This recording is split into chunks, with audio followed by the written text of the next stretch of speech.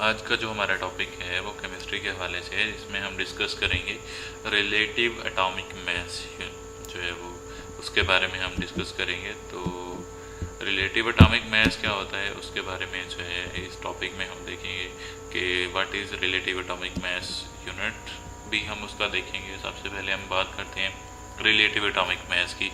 तो अच्छा जी, relative atomic mass क्या होता है? हम एक बिल्कुल आसान सी और सादा से एग्जांपल लेते हैं कि फ़र्ज़ करें हमारे पास कोई एक एटम है, जैसा कि ये आपको शेप में नज़र आ रहा है कि हमारे पास एक एटम है। अब हम एटम का क्या करते हैं, उसका एटॉमिक मास ले लेते हैं, यानी जितने भी उस एटम के आइसोटोप हैं उनका एवरेज हम एटॉमिक मास ले लेते हैं।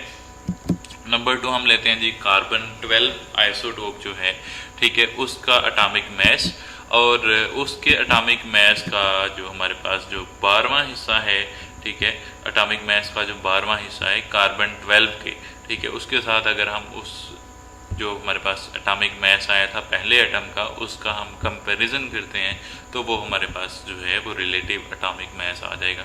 दोबारा डिस्कस करते हैं कि फ़र्ज़ करें हमारे पास एक एटम है, उसका आपने क्या करना है, एटॉमिक मास निकालना है। और नंबर 2 आपके पास कार्बन 12 आइसोटोप जो है उसका आपने एटॉमिक मास का 12वां हिस्सा लेना है, और इसका जो एटॉमिक मास है और कार्बन 12 के 12वें हिस्सा जो है मास का, उसके साथ आपने कंपैरिजन करना है। जो भी आपके पास मास आएगा उसको हम रिलेटिव एटॉमिक मास कहेंगे। नेक्स्ट अगला हम बात करते हैं रिलेटिव एटॉमिक मास की डेफिनेशन की। तो क्या है डेफिनेशन, अभी देखते हैं। Relative atomic mass is the average mass, कि क्या है रिलेटिव एटॉमिक मास, हमारे पास एवरेज मास है of the atoms of the element की, एलिमेंट के जो एटम्स हैं उनका एवरेज मास है एज कंपेयर्ड, जिसको हमने कंपेयर किया है, जिसका मुवाजना किया है, टू द 1/12 यानी 12वें हिस्से के साथ ऑफ कार्बन 12 आइसोटोप, के कार्बन 12 जो आइसोटोप है, ठीक है, उसके साथ हमने क्या किया है, उसका मुवाजना किया है, ठीक है। तो ये हमारे पास रिलेटिव एटॉमिक मास की डेफिनेशन है। दोबारा देखें जी कि रिलेटिव एटॉमिक मास क्या होता है। Relative atomic mass average mass है किसी भी एलिमेंट के एटम्स का जिसको हमने कंपेयर किया है कार्बन 12 जो आइसोटोप है उसके 12वें हिस्से के साथ, ठीक है जी।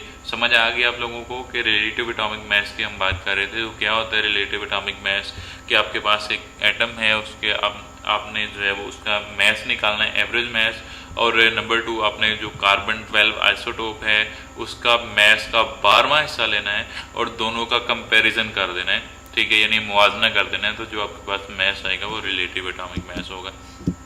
नेक्स्ट आगे unit of relative atomic mass की बात करते हैं। तो unit of relative atomic mass को एटॉमिक मास यूनिट कहते हैं। Unit of relative atomic mass is called atomic mass unit, ठीक है।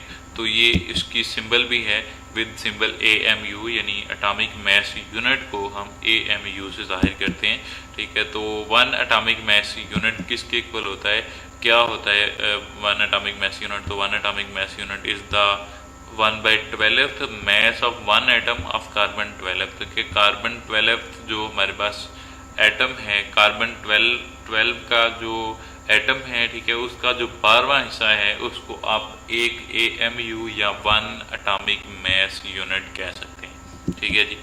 तो नेक्स्ट आगे डिस्कस करते हैं कि एटॉमिक मास यूनिट जो है उसकी वैल्यू क्या है। तो 1 एटॉमिक मास यूनिट जो है वो हमारे पास इक्वल होता है 1.66 इंटू 10 की पावर -24 ग्राम के, ठीक है जी। तो ये हमारे पास AMU की वैल्यू है। एक AMU जो है वो किसके इक्वल होता है, 1.66 इंटू 10 की पावर -24 ग्राम से इक्वल होता है। तो नेक्स्ट हम देखते हैं मास ऑफ प्रोटॉन। प्रोटॉन का मास जो है वो इक्वल होता है 1.007 AMU के, या अगर हम इसको ग्राम में देखें तो 1.67 इंटू 10 की पावर -24 ग्राम के इक्वल होगा।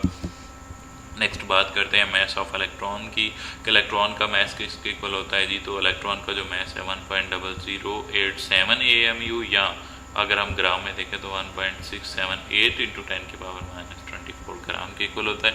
नेक्स्ट हम डिस्कस करते हैं जी मास ऑफ इलेक्ट्रॉन। तो जो मास ऑफ इलेक्ट्रॉन है वो हमारे पास इक्वल होता है 5.486 इंटू 10 की पावर -4 AMU, या 9.106 इंटू 10 की पावर -28 ग्राम के। तो थैंक यू जी एंड अल्लाह हाफिज़। आज के लिए इतना ही हमारा टॉपिक। नेक्स्ट हम डिस्कस करेंगे, अगले टॉपिक के साथ इंशाल्लाह हाज़िर होंगे। ठीक है जी, अल्लाह हाफ़िज़।